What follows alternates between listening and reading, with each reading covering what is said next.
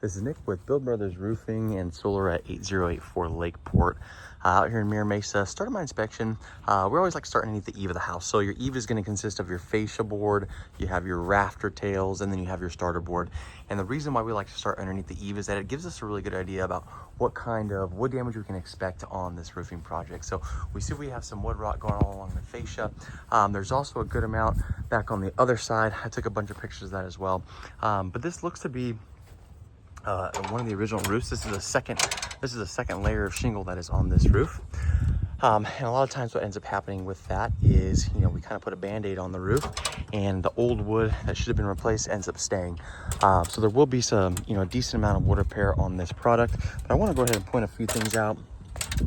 So this is an architectural asphalt shingle roof that we have. You can see we've got some damage along the roof itself. You can see a lot of the granules are starting to deplete. All this shiny stuff is the fiberglass.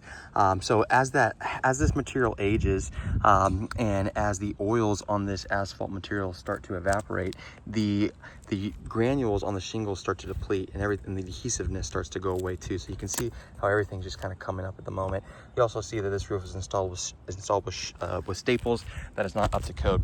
So as those granules deplete, the fiberglass becomes exposed and the waterproofing is greatly affected. You can see just how damaged all of these ridge caps are on this roof also.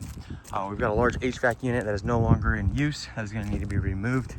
You can see that the sealant around all the penetrations needs to be redone as well. All the water and moisture is coming down those pipes. And you can just see how damaged all these ridge caps are. So, this roof definitely has a couple years left in it. Now, it's a good idea for any homeowner to be proactive when it comes to replacing the roof because interior damage can cost a lot of money in the long run, and you want to make sure the roof is as waterproof as possible. There's a possibility of adding solar on this roof, and in this case, we definitely want to replace it. So what we would do in this situation is we tear this down to the wood decking because it is on the second layer. Once we get down to that wood decking, we are going to replace any kind of bad wood that is underneath this roof. Bad wood is always that unknown variable, and I will explain that more to the homeowner themselves.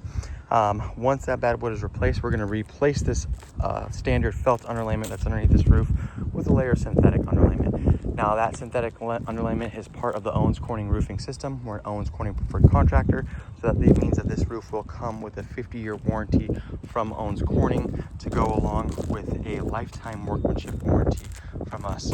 At that point, we will reseal and reflash all the penetrations. You can see all the sealant around these penetrations need to be redone, and the flashing needs to be replaced. Everything is starting to come up at the moment.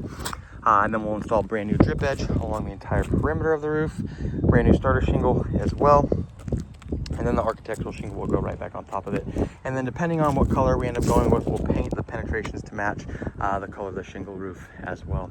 But in my professional opinion, this roof should be replaced. It does have a couple years left in it, but it would be a good idea for this homeowner to be proactive. So I'll give them a couple different options and let them know let them figure out what they want to do. That's it for my inspection.